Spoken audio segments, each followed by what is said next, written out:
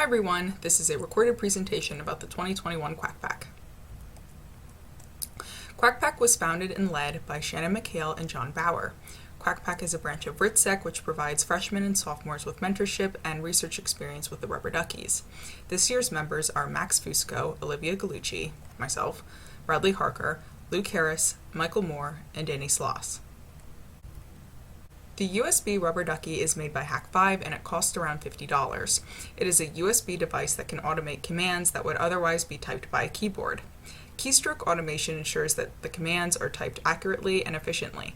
The Rubber Ducky often looks like a normal USB, but the Rubber Ducky software can often be installed on other devices too, like Android phones for example.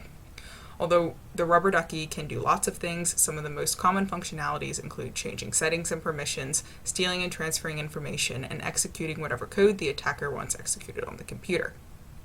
When plugged in and programmed properly, the USB is often not detected by antivirus software, so there's no defense if a hacker plugs one into a computer. In addition, the Rubber Ducky executes the commands very fast, so the hacker can complete their work in a few minutes.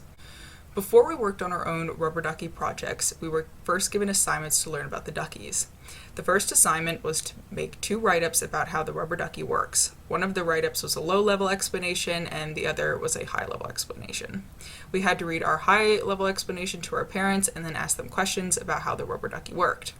The second assignment we had was to set up a reverse TCP connection for a Metasploit on a Windows system. Hello, my name is Michael Moore. I'm sure some of you guys know me. I'm a first year CSEC major, and I was part of the Duckies mentorship program. And I'm going to be talking a bit about an introduction to Ducky scripting and actually using Rubber Ducky. So when thinking about creating a payload or writing a script for the Rubber Ducky, you first kind of have to think, what do you want your Ducky to do? You have to outline your objectives, and then after that you need to perform research, and you need to say, all right, well, what's the best way to reach my objectives? This is really important to consider because depending on the testing environment, the way to reach your objectives can change quite substantially, and that matters when programming the Ducky. So in actually writing Ducky script, this is there's a certain syntax that's followed. It's command in all caps and then followed by text, and each command is started on a new line. As you can see in the hello world.txt image, there's an example of this where each command again is all uppercase, and every command begins a new line. And then here are some really important commands. These are some of the most important, kind of the ones you see most frequently, and they're the ones that I found I was using a lot when writing Ducky script. So there's rem, which is a comment, and there's delay, which causes the Ducky to sleep for a certain amount of time. This is useful when you're waiting for Windows to open, you're waiting for a computer to do a task, because otherwise the Ducky would just keep on going and probably mess up what you're trying to do. String, and then followed by a text. We'll type out that text as if you were typing on a keyboard, except like at ridiculous speeds. Enter obviously presses the enter key. GUI acts as like a Windows key. It's really useful for the Windows R opening programs that way using the keyboard. And then there's also the Control and Alt commands, which are pretty self-explanatory. So let's say you have written something. You've used the commands. You know the syntax. Well, how do you use what you wrote? Well, there are 2 ways to do this. Well, I mean, you have to encode it, so that's one way. But you can use the JS Ducky encoder, and this is the HTML one, and that's the one you see on the left. And then there's a Java command line or GUI encoder, which is the one on the right. It doesn't really matter which you use, as long as you encode it and then put it on a micro SD that you then put into the USB Rubber Ducky, then you're good. So I'm also going to go through an example real quick. So let's say we want to download an image from the internet and then open the image, and in terms of the testing environment, it's going to be Windows 10, and in order to download the image, let's say we can do Windows R, and then we can open PowerShell, and we can use the invoke web request method, which is very similar to curl, I believe it is. And then to actually open the image, it's possible to just reference the file in PowerShell using dot backslash, and it'll just open in the default photo viewer. So using the research step-by-step thing we want to do, again, designated for Windows 10, so that first delay is used for the is to wait for the USB rubber ducky to be recognized as by the computer as a keyboard, and then it starts executing commands in each delay. Again, it's just waiting for a window to open. So GYR opens the run prompt, then you type PowerShell, opens the PowerShell, invoke web request, and then I converted it to a tiny URL and designated the output name. And then the delay 7500 is waiting for the image to download. You open the image like that.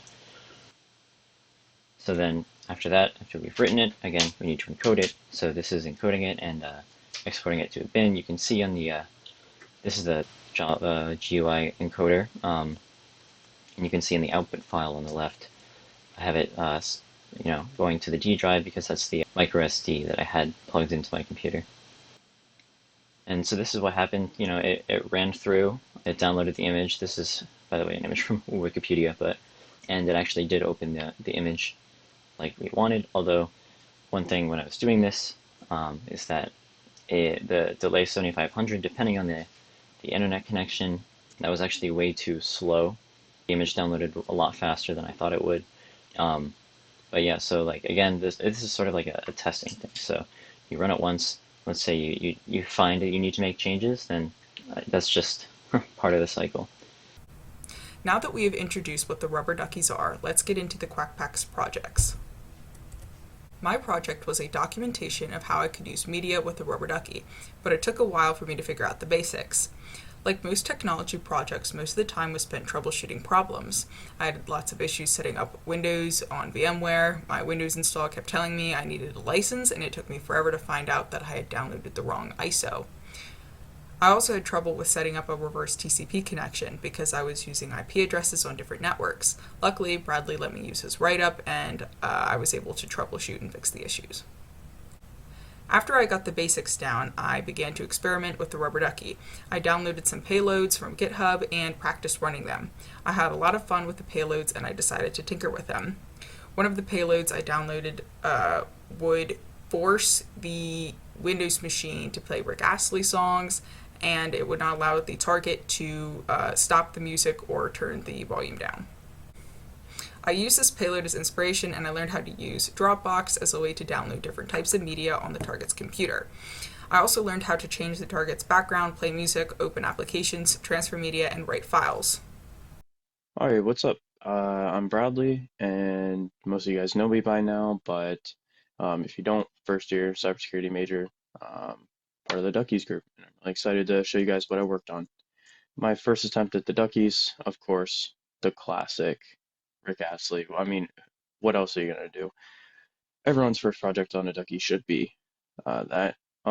Next attempt, like Olivia was saying earlier, as a group, we tried to install a reverse TCP shell using the Ducky. I took this a step further. I installed an interpreter using Metasploit to generate the payload, and I installed it using the rubber ducky. I wrote a whole write-up about it. I can link it at the end of this presentation. And I had an issue. Here we go. Time to deal with the bully, Windows Defender. It has seen Metasploit interpreter quite a few times before, and it really does know how to defend against it and how to recognize it, no matter what form you put it in, no matter how you edit it, etc. I tried modifying all the variable names and all kinds of stuff, still wasn't able to get it to work. So the next route I took was trying to make a sneaky hack and disable Windows Defender by just clicking through the UI, because I know how to disable Windows Defender just by clicking through the settings menu. So why not just act like I'm a user, but I don't have a mouse, and so I just only use the keyboard to navigate to the Windows Defender settings and disable it. So that kind of worked, but the problem was that I needed to increase the delay between all of the commands that are executing based upon how fast the computer I was going to run it on. Because, sometimes if you have a lot of programs or you have a slower computer, not a lot of disk space left, you click on the Windows menu, it takes a second to pop up, but some computers, it pops up immediately. So this was an issue because it took about 30 seconds or so just to disable Windows Defender, and then to actually download and execute the payload, it took a while as well.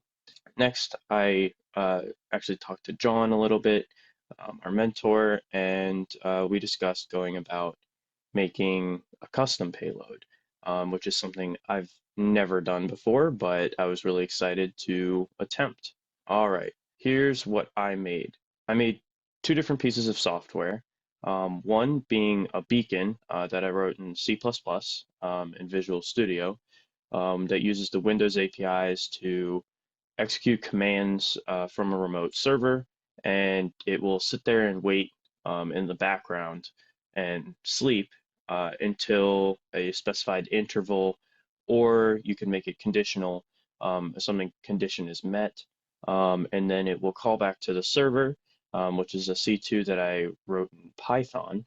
Right now, it's just a really basic C2. It doesn't store commands for execution or anything like that. All it does is just when it receives a beacon, it lets you know in the terminal, and then both the beacon and the C2 will wait until you type in a command, press enter, and then it will send the command to be executed, and then it will pipe the output back to the C2 so you can see it on your remote computer.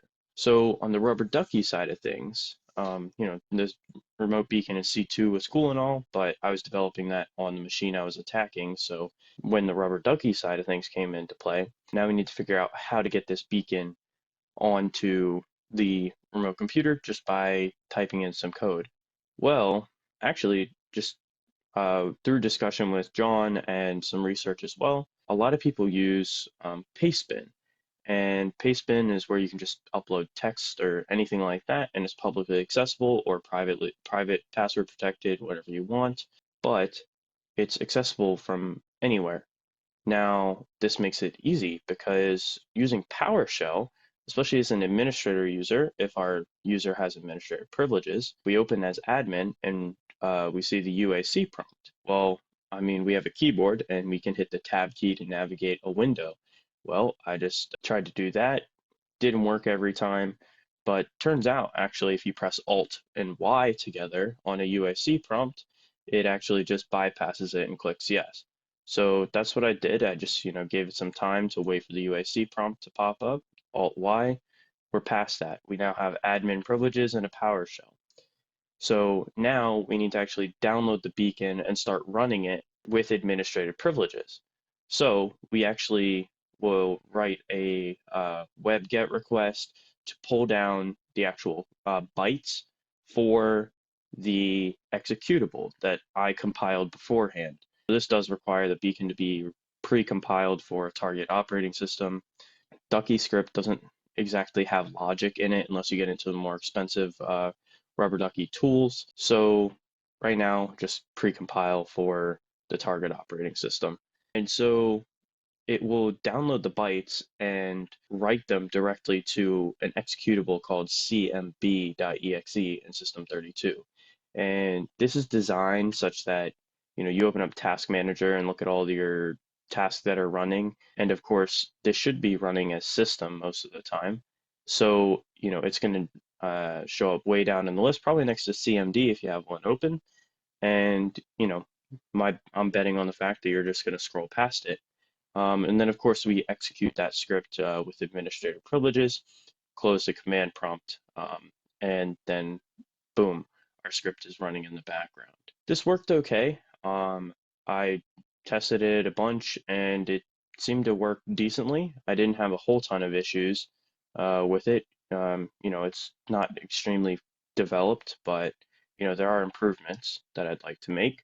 So ideally, something I might want to do is have some pre-written scripts for easy execution. So possibly store those in the C2, and when you execute a command in the C2 terminal, say hash dump, then it'll execute pre-written scripts within the binary itself to actually just run a bunch of commands or grab different data using the Windows APIs natively. So you don't see command windows popping up or anything like that. You won't see any of it.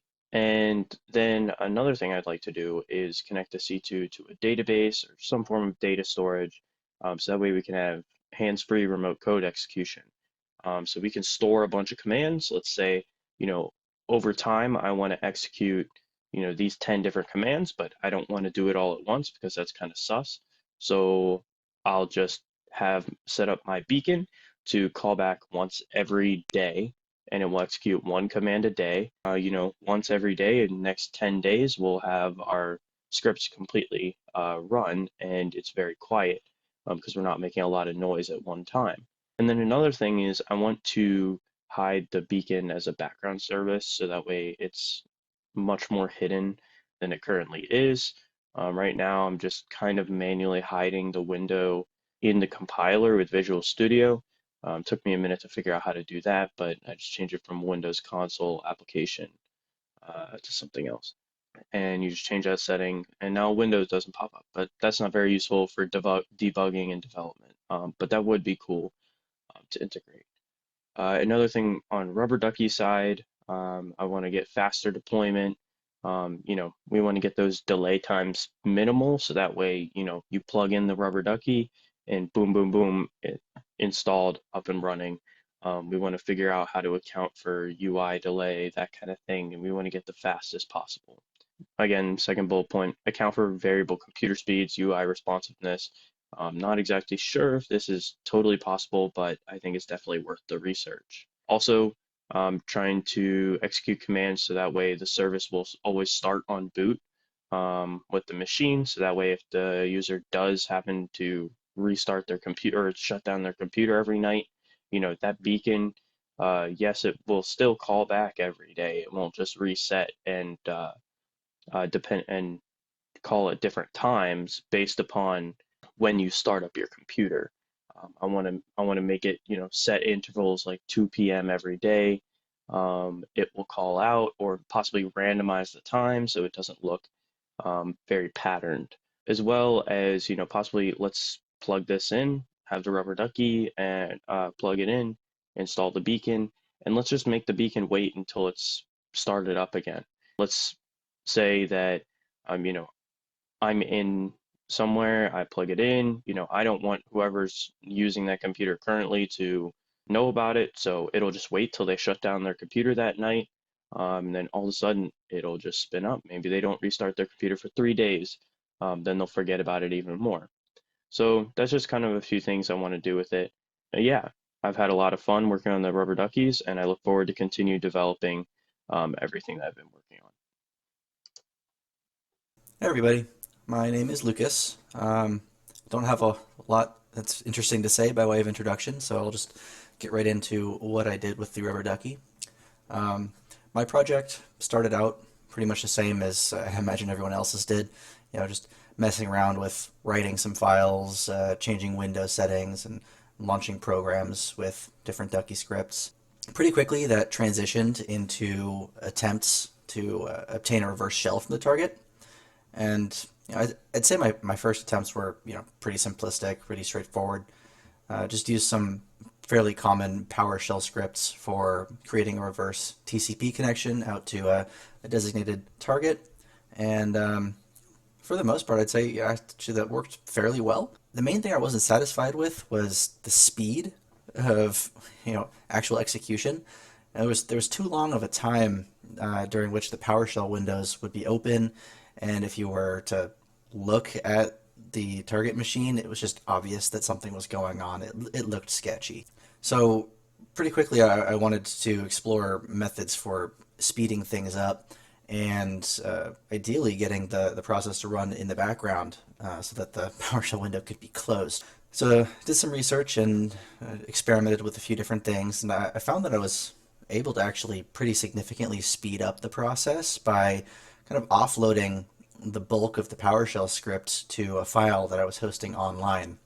And then basically all the Ducky would do is it would go out, it would grab that code from my web server, and it would execute it, and things went from taking 40 seconds or so to a little bit under 15 seconds. So it was definitely a lot better.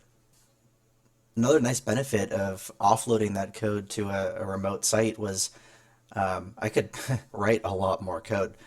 So there's a constraint as far as how much data you can actually store on the rubber ducky to be executed.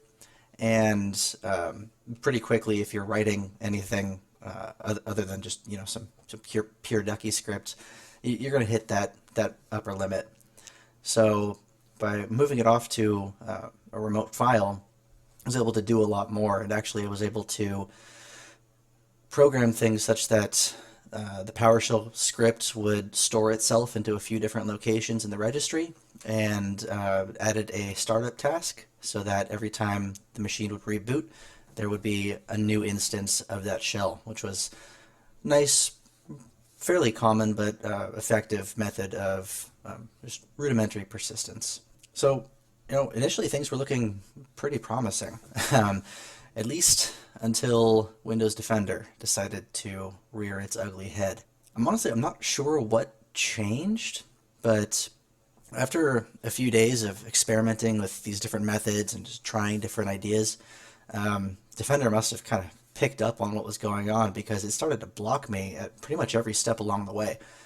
From the download process itself to trying to get that to execute, was having difficulty getting the script to write itself into the registry. Even got to the point where, as I was kind of rolling back through my steps trying to figure out where things went wrong, I wasn't even able to get the Ducky to just execute PowerShell directly. I could have it typing into a PowerShell window, and Defender would not allow me to do what I was trying to do. So it didn't take me too long to decide that PowerShell was not the way to go anymore. I started down the path of writing my own code to obtain that reverse shell in C++, and did have some level of success there, a little bit of interactivity, and I could, do some basic stuff, but Brad was already doing something that was much cooler and way more robust in kind of that same area, so I decided to look for some new ideas. As I was kind of racking my brain trying to figure out what I could do, it was a little bit different. I recalled that my cell phone, and actually many modern cell phone models, have the capability to interact with and be controlled by a standard keyboard. If you have a USB-C adapter, you just plug your keyboard in, and now you can control your phone using various hotkeys. You can type just like normal. It's pretty neat. It also means that technically the rubber ducky, being that it just pretends to be a keyboard, could be used to perform attacks against cell phones. So I went ahead and I gave that a shot.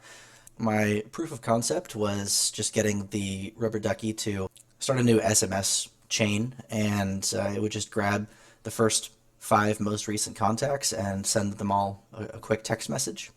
And actually that worked out pretty well. It was fast, and it had a pretty low failure rate across the few phones I was able to test on. That got me thinking about the possible applications of such an attack for instance, phishing. Say a link is sent out to people that you've recently been in communication with, saying, like, hey, click on this, check this out. People who are less security conscious than you all are pretty likely to go ahead and click on it. So that opens up some interesting avenues. I also thought about the possibility of, maybe getting the Ducky to control the phone in such a way as to download a malicious app. Enabling developer mode in Android is just a matter of browsing through a few menus and tapping the right combination of bits of information in the About page. So wouldn't be too difficult to program the Ducky to enable developer mode, go out, grab a malicious APK, and execute that. So, some interesting avenues. Unfortunately, I didn't go ahead and actually write my own app to test this out with, but I'm I'm sure somebody out there is a much better programmer than I and be able to actually put together a proof of concept.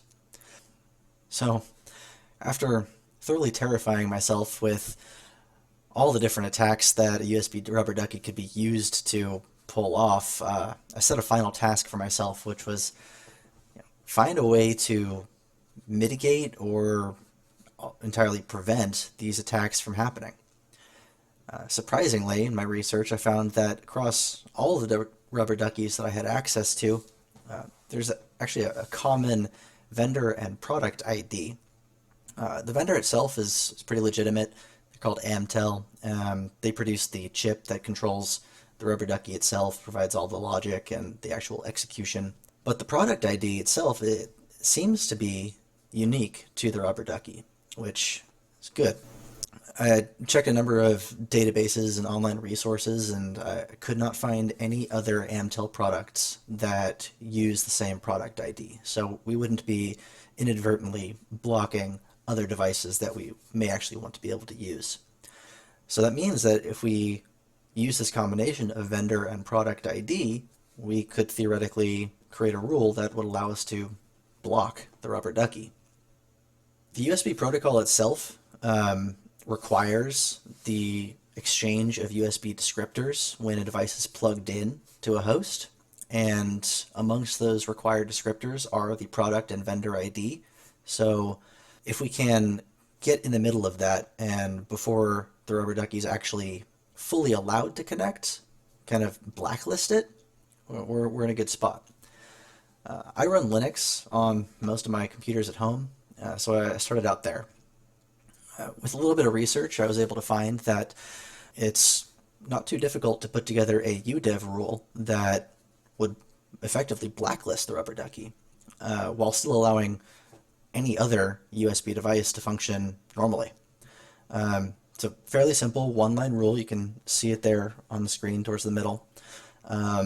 Just takes the vendor ID and that product ID and sets the authorized tag to 0. And just like that, the operating system won't recognize the rubber ducky as a valid USB device. Windows was kind of another matter. I couldn't find any native tools that would have a similar effect to what I was able to achieve in UDEV, at least not for your average home user. In a more enterprise setting, it is possible to create a group policy that will blacklist a specific USB ID, and also in Windows Defender Endpoint, you can create a rule that would blacklist that particular ID. Both would be pretty effective. I unfortunately don't have the right operating systems running at home to fully test that out, but there's tons of documentation online on describing exactly how to do that, mostly oriented towards preventing USB mass storage devices, but there's nothing to say that you can't do it for a rubber ducky or really any other device. So in an enterprise situation, there are solutions, but for home users, you need to go out and download some third-party software. A lot of modern antivirus programs will, in fact, let you do that. So yeah, that was my adventure with the rubber ducky. So to kind of wrap everything up, kind of the key lessons and takeaways that I got from this were, write your own code if you want to run an exploit on a target with antivirus. PowerShell is not the way to go anymore.